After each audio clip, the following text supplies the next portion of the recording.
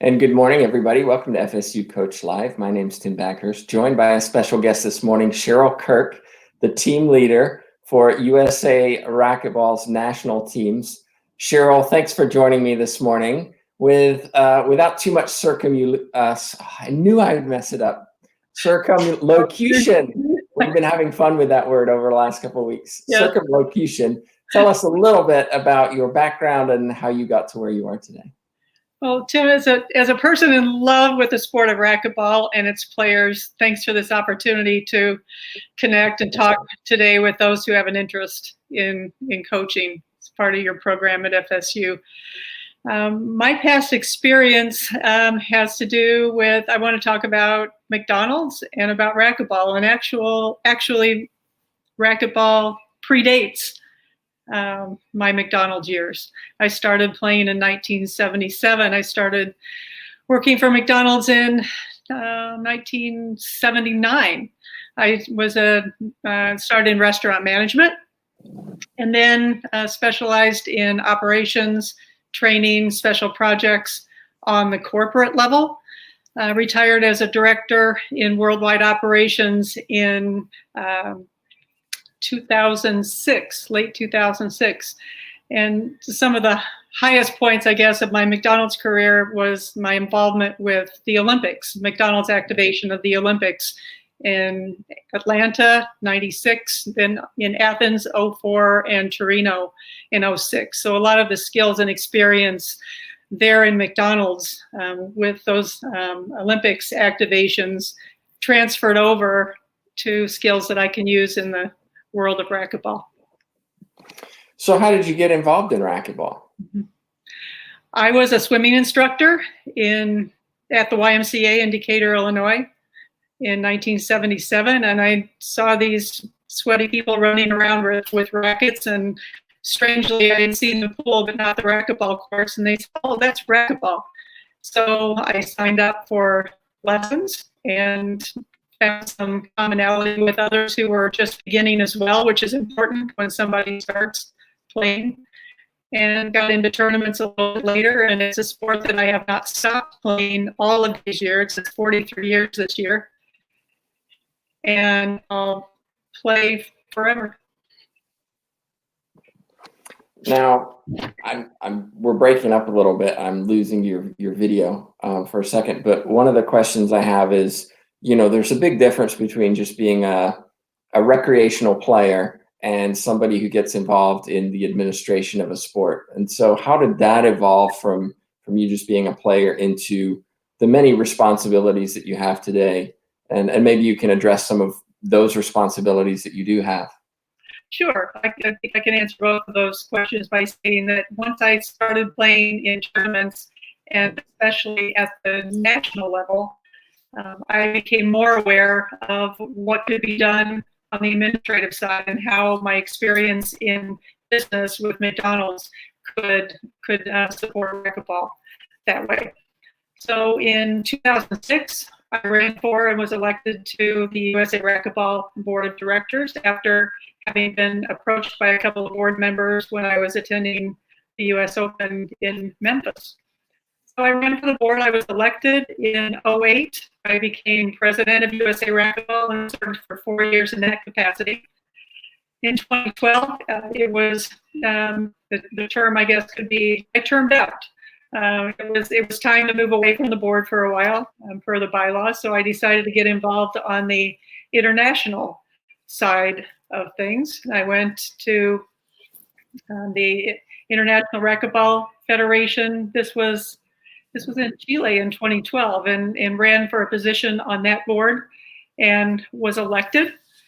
So I started being involved a lot on the international side. So, and to this day, because I'm still involved and on the boards of the International Racquetball Federation and the Pan American Racquetball Confederation, I can act as a liaison now that I'm back with the board of directors once again on the national and the USA Racquetball side. I can be a liaison, a conduit of information, a representative of each one of those organizations to the other for relationship building and collaboration as we build the sport that we love.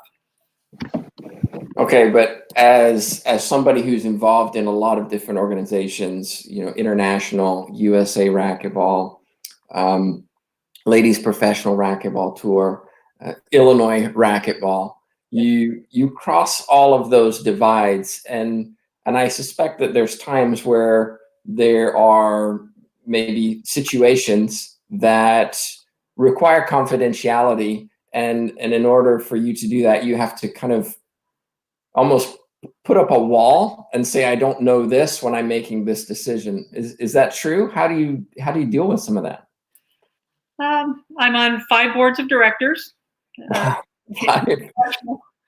international, national.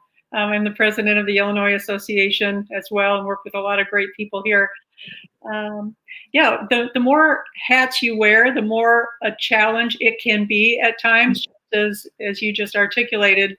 For example, if I have knowledge of something that's happening on the international level and feel like this would be something that I would want to share on the national level, I take very seriously the responsibilities that I have to each organization, and I always want to stay mindful of confidentiality issues, issues of sensitivity.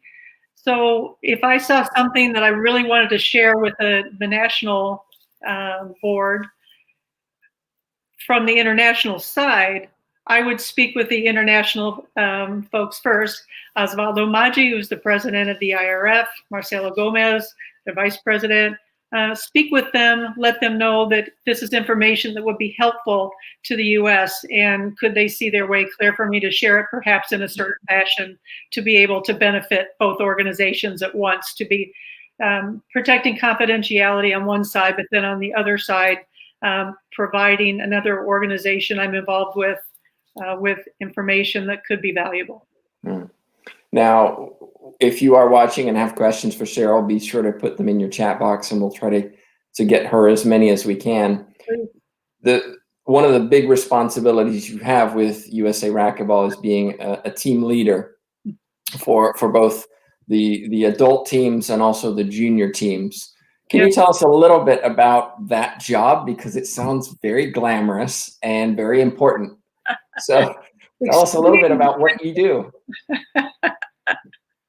The USA Racquetball title is team leader. I tried to come up with a couple of other descriptive titles that could help set the stage for what I'll share today. It could be team manager. It could be logistics coordinator.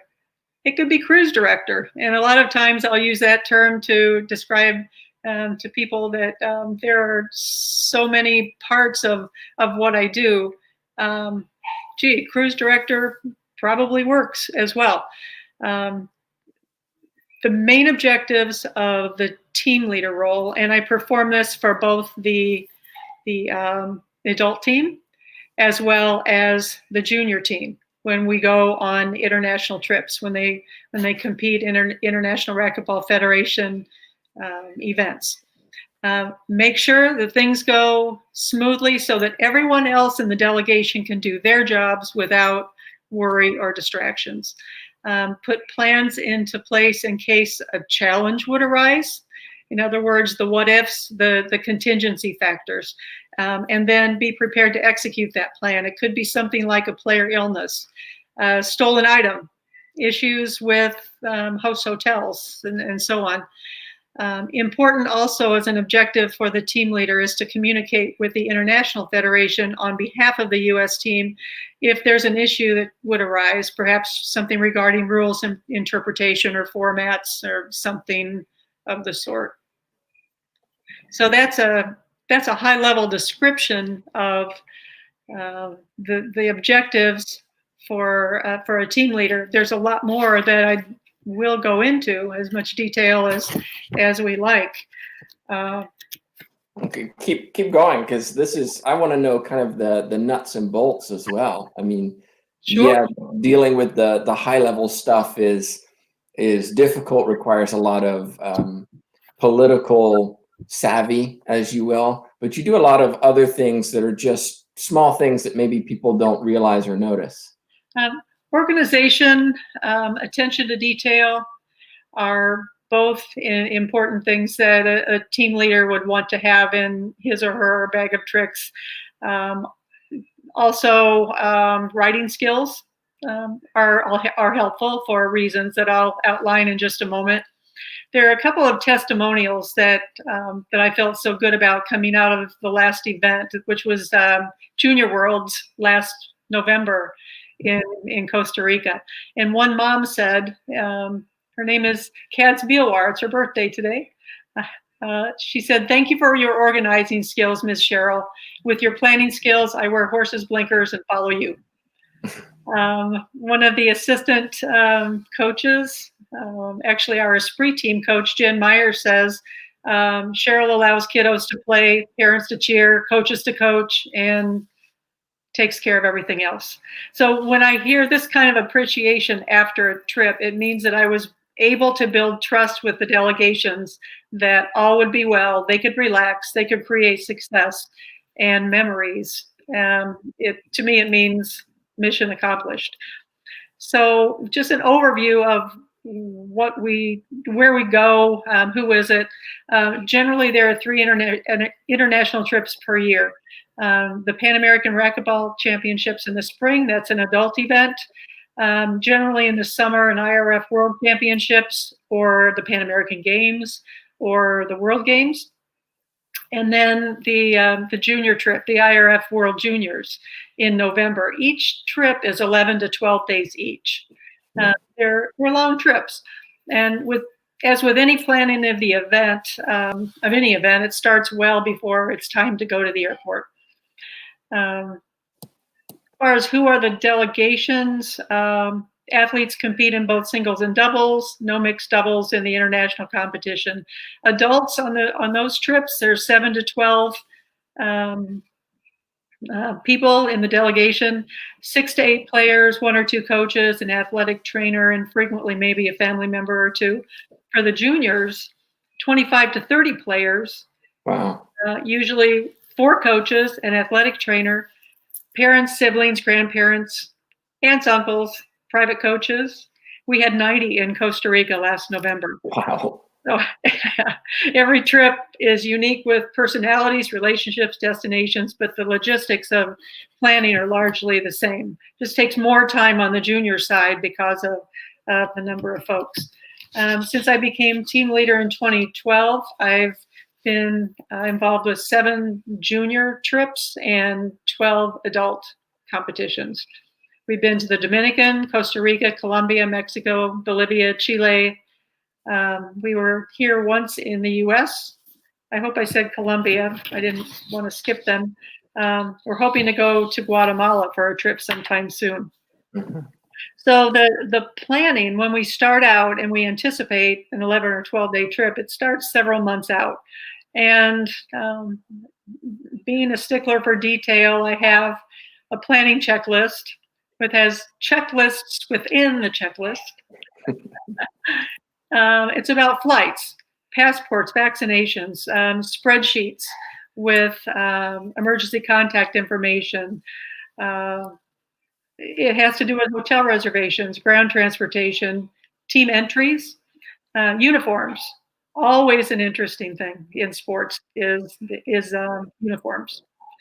Athletic trainer supplies, travel insurance, per diems, the practice schedule, the team meeting agenda, gifts for the local organizing committee, and team supplies like insect repellent, laundry packets, Sharpies for autographs. That gets way down into the detail. Preparing for blogs that I write every night for the team to give families and friends back home an opportunity to try and feel like they're there. So the blogs are a project within themselves, and coordinating that, especially going into the juniors, is important. I'll talk about blogs again in a minute or two. Special preparations that I make as a team leader, as part of and beyond this checklist, are Correspondence with the U.S. consulate in country, correspondence with the United States Olympic and Paralympic Committee. Security is huge when you're taking a smaller group or a huge group like the 90 to Costa Rica. That's part of the contingency planning. It's making sure that you have connections with people who could help you in the event of some unforeseen occurrence that could take place once you're there on site. I take currency of the country in with me. I just feel better when I arrive at the airport, knowing I have money I can spend there for the team. I take 2 credit cards with me. One I keep in the room safe and one kept somewhere else with me. I take 2 cell phones. It's critical. And I talk to the data service carriers up front just to make sure that all is well with that. But if something would happen with my cell phone, I would not be able to use WhatsApp, which is a godsend on these trips. Unacceptable not to have a phone, so I take 2. Toys for kids, pins, small gifts for exchanging for goodwill, because there's an ambassador aspect as well. We want to go there, and we want the United States to fit right in with the other countries and to be seen as friends as well as competitors. There's an information package that I put together for every trip. It's about 13 pages long or so. I might have seen one. You might have seen one. It's fairly comprehensive. Parents find these pretty helpful. When you think about a junior trip and you think about parents who may never have been out of the country themselves before, or may not have taken their kids out of the country, the more information they can be provided, the more trust they will have that everything is under control, that they have a resource right there with them in case something should happen. I can always tell when somebody is not reading their information packet because they ask questions. So I'll say, go to page 4. But so much appreciation from people who digest it and feel so much better knowing that they know what to expect. In that packet is anything from preparing for the trip, to-dos, emergency contact, making sure that people back home have the information on the trip that they're about to make. Security information, I hit security several times within that packet. Arrivals and departures, everybody's flights are on there, so everyone knows who to look for, that they might know when they're at a layover airport, so that they can fly into the country knowing that they're on the same flight and that they can have the customs experience together. Information about the hotel, what to expect. The club, the address of the club, how they'll get from the hotel to the club, the official ball of the event, contact information for the U.S. team, staff, the coaches, and myself, and the athletic trainer. Security some more. And then miscellaneous information like how do you call back and forth to the U.S. and what's the time difference? Are there any electrical differences?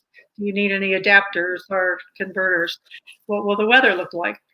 Some information on local customs and culture, a page on brushing up on Spanish, since most of the countries we go to, Spanish is the official language, and currency information. So those are some of the things that go into the information package. I'll segue right over, if that's okay, to what happens during the event from a team leader perspective. Blogs every night. Why? To maintain the connection with friends and family back home. The blogs include the results from that day, the schedule for the next day. I always ask the coaches to weigh in because everybody likes to hear what the coaches have to say about the day's activities. Anecdotes, things that would come up, funny stories.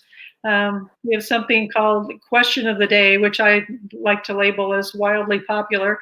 And it's a bit of work. We come up with questions that people who maybe are not the most avid racquetball fans and hanging on every score and every match outcome.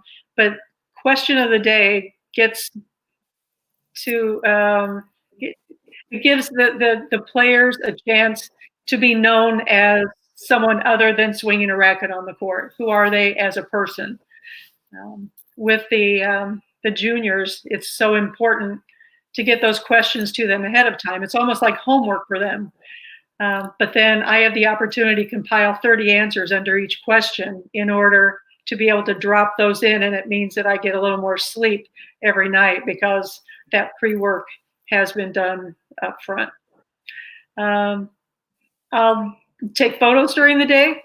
I'll cheer during the matches. Sometimes I'll text with family members back home if the match is not being streamed because somebody's mom or aunt or uncle or best friend are really wondering how that match is progressing. So sometimes it'll be point by point, and that's fun, and that's helpful to me because it keeps me from being too nervous. It gives me something to do.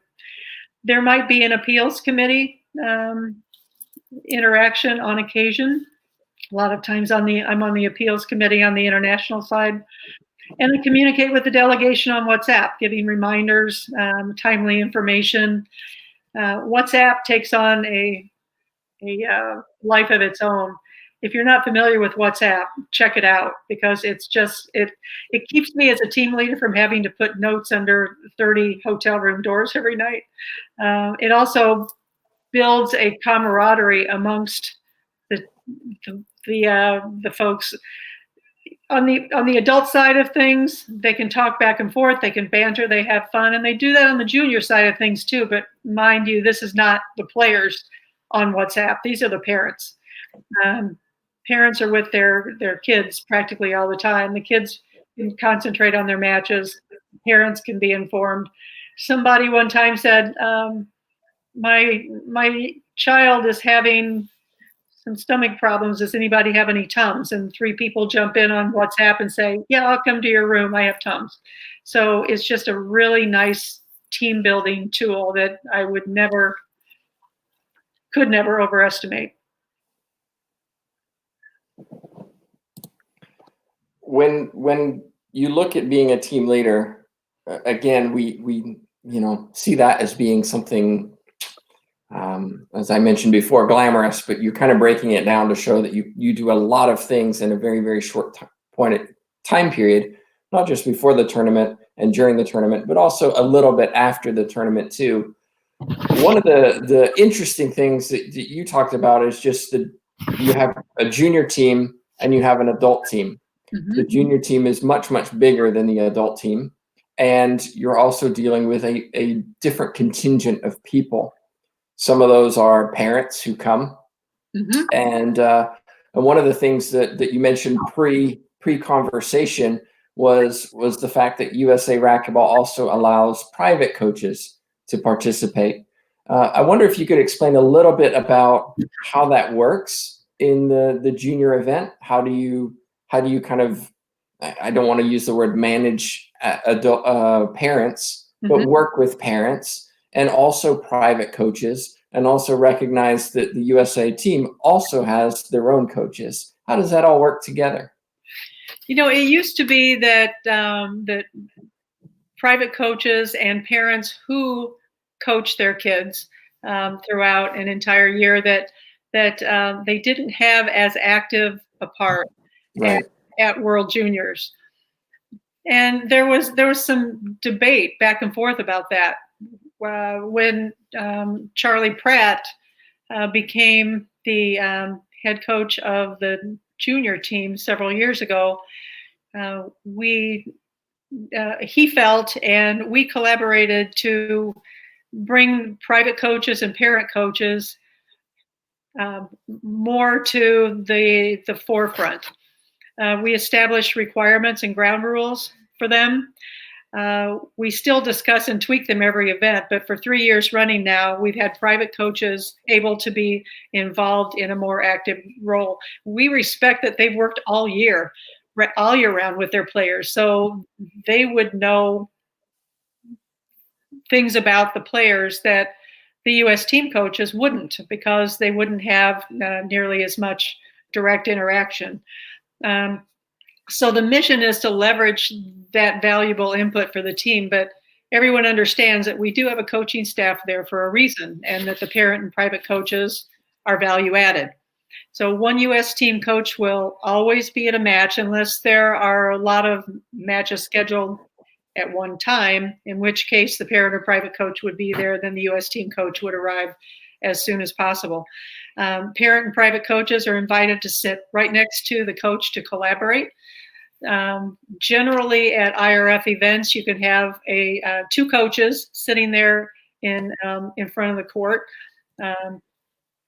One of those is a U.S. team coach. One can be a parent and private coach. We do avoid at all costs putting pressure on junior athletes relative to having to choose whom to listen to during a match. So how has that worked out? It's worked out great. There were a few little things that happened at the beginning, but at the very first year that Charlie and his coaches needed to get with the parent and private coaches and really talk about the dynamics of it. And once everybody had the awareness built that they had to, that was necessary to work together, leave the egos at the door. Somebody needs to be the primary coach in that match. Somebody is supplemental, and none of our U.S. team coaches were at all concerned. If they felt like for this particular player, and they're all different, for this particular player, if it was better to have the parent coach or the private coach work primarily, or maybe that parent or private coach thought, you know what, maybe a little too much pressure.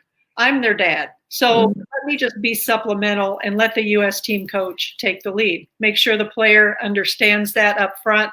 Then they don't have to worry about who to look at through that glass back wall when there's a little bit of interaction during the match.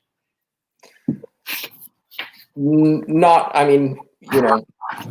a parent myself, I can be very enthusiastic when my kids play sports, hopefully in a positive way, setting the example. But you've had a lot of parents come through the U.S. national junior teams, and not all of them, I suspect, are the perfect advocate of the sport and their child and everything that's going on. Maybe they don't like the calls, or maybe a little bit too boisterous in the stands. Are you the person responsible for kind of ensuring that the parents, respect the sport and respect the country and the environment that they're in? We've had a few of those situations, not many. I would say that no, I'm not primarily responsible. It's more of a collaboration. Okay. If I see something happening, because the coaches are up at the front, coaching. If I see something, I have to decide, should it be something that I would approach the parent and perhaps talk privately, move away a bit and talk about the effect that this could be having on their player. I can do that. I'm comfortable with it. If it seems like something that it's not too disruptive, then maybe I would wait and talk with the coach afterwards and see if the coach would rather address that. It's kind of a matter of a relationship too. Who has the best, who perceives they have the best relationship with that parent, and how the conversation would go. They have their heart and souls in it as parents. We understand that. They've spent a lot of money. They spent a lot of time getting their player to that event. So we have a lot of sensitivity to it. But in the end, it's really about what's best for the player. And if the player is compelled to look back at their parent in the stands versus at the coaches, that's not the healthiest dynamic that we want to promote, and we need to see if we can improve it. I want to get to the national scope of racquetball in a little bit, because we've got some questions about that. But while we're on the international scene, we did have a question. Maria Renee Rodriguez says, it's very interesting to hear how much work before and during the events you do for the U.S. team. I'm sure players, coaches, and parents appreciate your hard work. What motivates you to be the team leader, and what's your favorite part of the job? Maria Renee, thanks for that question. Maria Renee is a fellow board member on the International Racquetball Federation side. and a great athlete and a great person. Why do I do it? I like to see things go smoothly. I like to see a plan executed successfully. I'm a process person, and when I can see how everything unfolds, if I can learn something from one event that I can take to the next, it's very satisfying to me. Being a team leader helps me to do the two things in life that I think are really, for me, the meaning of life. One is to enjoy it, and the other is to make a difference. So being a team leader in this sport that I've loved for so long, that's given so much to me, I'm paying it forward. This is I want to make sure people have a good experience, and I'm really proud if I can be a part of providing that great experience. Racquetball is giving me, over the years, 43 years, competition, fun, fitness, dear friends who have become another family. My husband, Kit Lawson, who is so supportive and always has been, and right now he's in the other room trying to keep the dog quiet. So he's supporting me even to this moment. Actually, he just posted and said he's resisting the urge to photobomb. So it could happen. You never know. He's entirely unpredictable. Staying with the international stage for just a moment, you obviously have to work closely with the coaches, the head coaches, the assistant coaches, and liaise with them, communicate with them. Well, what happens if maybe there's a situation where you don't agree with the coach on a decision, and whatever that decision may be? How do you find resolution in those situations? So is the question relative to being a team leader working with a U.S. team coach? Exactly. Yes. Okay. Relationship is so important, and to understand up front for both of us, and when I say both of us, I might be talking primarily about the head coach, but it's assistant coaches as well. We would always want to be professional in that we would not want to disagree in front of athletes or any members of the delegation. If something came up, well, first of all, let me say that when you consider the job description of each of us, I'm not a coach. I defer to the coaches on 99% of everything, unless I feel something is not right for the team.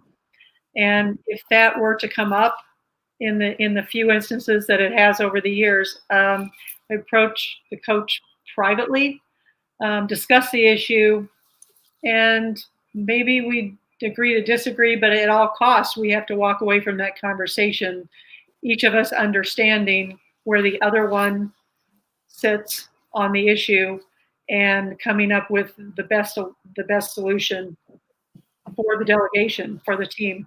It's all about them. So that's kind of your role as a team leader, but you've also had, as we talked about, many other roles, and one of them is a current USA Racquetball board member. You were also a president of USA Racquetball. Can you describe the differences between being the president of the organization and a board member? Sure. The buck stops with the president. And the job of the president of USA Racquetball, although not as perhaps noticeable or in the spotlight as the executive director, the buck does stop with the president. So that means that the president and the executive director work very closely together. And then there's an executive committee, and the executive committee is quite involved. Those are the officers of the board: president, vice president, secretary, treasurer, and athlete rep on the executive committee, working in conjunction with the executive director. The executive director reports to the board and to the president on a daily basis. I enjoyed my time very much as president. The person I am, though, I'm about communications, process. I'm a pretty good lieutenant. So what I like is to support the board, the executive committee, the staff, with the skills that I bring to the table. I can function as president. I have in the past, but I really appreciate being able to support the president and everyone else I just mentioned with those skills I brought over from McDonald's and the way I was raised by my parents all along. Margot asks, in looking at the scope of racquetball in the U.S., what's the biggest change you've seen, and what does the sport need to grow at a national level? Hi, Margot. Margot and I serve on the Ladies Professional Racquetball Tour Board of Directors together.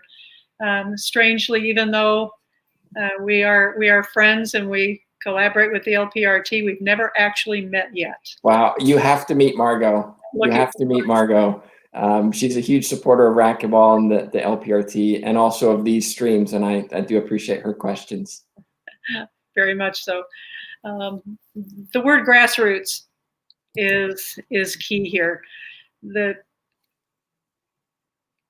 grassroots racquetball means getting people onto the courts. It means making sure that courts do exist so that people can play on them. Racquetball was huge back in the 70s and the 80s. Other sports kind of moved in, interests change, but racquetball certainly has survived. We do need clubs to understand the importance of programming. We need those clubs to keep their racquetball courts as courts and not repurpose them for something else. And there are ways to do that where courts can still exist for racquetball players and handball players who play on the same court, and incorporate in some volleyball. If it has to be half court basketball, so be it. But keep the courts, keep them in the clubs and facilities so that recreational players and tournament players can use those. And that to me means collaboration between the National Association, USA Racquetball, and the collaboration with the many other racquetball associations and organizations that have just as much need and passion for keeping this sport alive. So working with clubs, building junior programs, and maybe even more importantly, high school and collegiate programs, and cracking the code on what we can do to bring college graduates into their new world of jobs and families and buying homes and so on, and still keep racquetball in their lives. The sports fitness, SFIA, that's the acronym. They do a study periodically, and a study came out this past year that 3.5 million players estimated play in the United States. And it's a huge number. Only a small fraction of those people are USA Racquetball members. So another one of the things in answer to Margot's question is USA Racquetball needs to survive, needs to thrive. Interesting time in all of our lives. When people have the position to do so, we need them to keep their memberships. We need those recreational players to realize that there's so much more to racquetball than showing up on a Saturday morning and playing. And if they love the sport and they want to see the support for racquetball going forward, we need people to be members of USA Racquetball so that the staff and the structure can continue to bring the sport into the future. Finances is definitely an issue for many, I guess, niche market sports. Indeed. And racquetball, I think, would be considered one of those. Joanne wants to know, what's the percentage of countries that help their players financially, and then what is being done in the U.S. movement to help our athletes? And it seems fundraising is a big part for U.S. players right now. And I would argue, as you just mentioned, the organization as a whole as well. The percentage of countries that help their players financially is just about every country except the United States. Now, when you say helping their players financially, USA Racquetball has, it used to be many, many years ago that players had to fund their own way to compete in international events. And USA Racquetball, and all the time that I've been involved, and it didn't have to do with me, but it had more to do with the success of the organization. When you say support, we pay for the flights, the hotels, per diems, entry fees, uniforms, everything to send a team to compete. If Joanne, if you're asking the question about financial support as far as being more like a paying job, such is not the case in the United States. I believe less so in Canada than it has been in the past. But the Olympic committees of most of the countries who have racquetball federations do support their elite athletes who compete on their teams. Fundraising is key, absolutely. You made the point, you hit it right on the head there.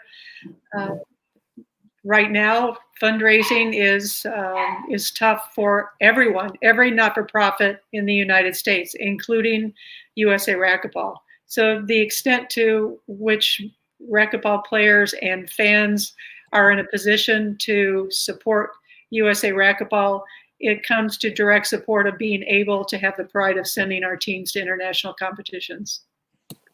I think it's a challenge for a lot of sports, especially in the environment that we are, where sports are effectively shut for the time being. My last question for you, and unless others have questions, now's your chance to get them in, is the fact that you've been in racquetball for a long time, and you've been a leader in some position for a long time in many different organizations, and being in the spotlight provides opportunity for maybe naysayers or people who don't agree with your positions or your decision making to be critical, to question your judgment, as it were. And I'm curious, how, as a leader, what strategies have you found in order to deal with that criticism in a maybe not a helpful way, but in a healthy way, I think is the word I'm looking for. I cannot imagine what you mean by criticism. Anytime, seriously though, anytime you lead in an organization, anytime you lead a group of people, there are going to be differences of opinion, which should be and need to be respected. You're not going to be everyone's favorite person. Some people are not going to agree with what you do. What you can do is do your best. You do the right things for the right reasons, the best you know how. So we all know that sudden rush of blood pressure going up, that adrenaline when someone criticizes us. It's not fun. You have to take a breath. You take a cooling off period. Sometimes I make a joke that I put duct tape around my fingers so I can't, fire off a response if it's on social media. In these days of social media, firing off a response when you're angry or you're hurt is not going to ever be your best plan of action. Weigh your pros and cons carefully. Wait before hitting that click on post. Social media is forever. It's smarter to wait to reply and maybe to not even respond at all. Just about everything will fade into the background. If something escalates or continues to bother you or really needs to be addressed, you can call in trusted resources for advice. But definitely cool off.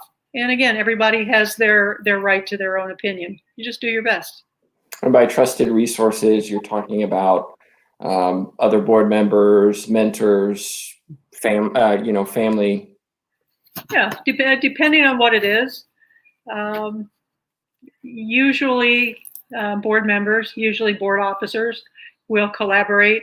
The board of directors as an entity, we all need to realize that we are one of a group of 14. really it should be Dan Whitley and Mike Waddell, the president and the executive director, who are the ones who set the tone, set the pace, and in an individual situation, have the leadership to say, let's send this message, or let's let this one ride.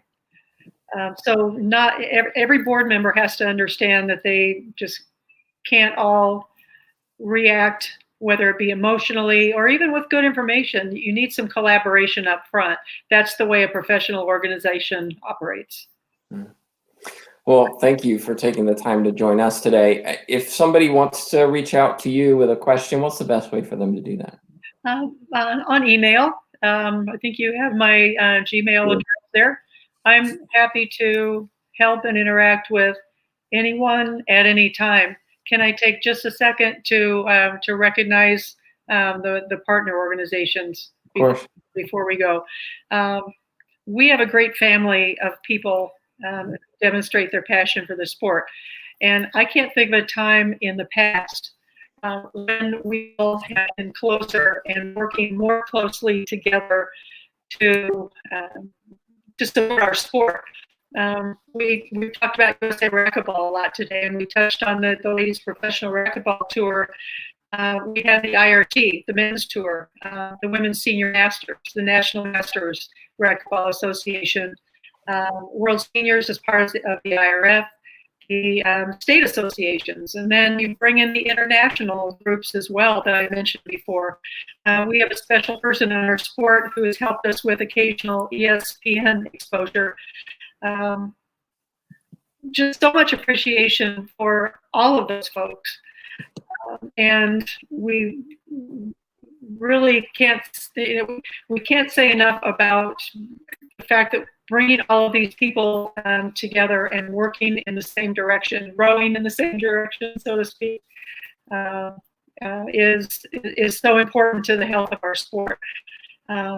We have junior division starting at 10 and under, and I know of at least one junior player who's on today with us. And I call her Sabrina, and everybody else calls her Elizabeth. We have seniors. We have Lake Westfall in Arizona, who will be 98 in July. Wow. He still plays in the 95 plus. Because of the number of people in the 95 plus, he also takes on the youngsters in the 85s and the 90s. Racquetball is a total sport for life. I'd be remiss not to thank the U.S. team junior coach and adult coach who are probably tuned in today. It's a pleasure to work with them as well as with the coaches of the past. Jim Durham is the new U.S. team head coach, and he takes on the daunting role of following Dave Ellis with 5 international championships for the U.S. team. And Charlie Pratt's an athlete and a former junior player, and now the U.S. junior team head coach. And these are fine people to work with. And once we get past the challenges that we're currently facing, we're looking forward to having these coaches and their assistant coaches lead the teams as we interact with our international competition again. Well, Cheryl, thanks again for joining me. And I hope if people are watching and have questions, they reach out to you for more information. I would love it. Well, just a reminder coming up tomorrow, be sure to check in at 12 p.m. EST. Sergio Scariolo from the Toronto Raptors is the assistant coach there. He's also the Spanish national team men's head coach. So I'm going to be interested in looking at some of the differences between being a head coach and an assistant coach at the same time. One is a national team, one is a professional team. So I hope you join us for that. But from myself, Tim Backer, Cheryl Kirk, thanks so much for watching. Bye, everyone.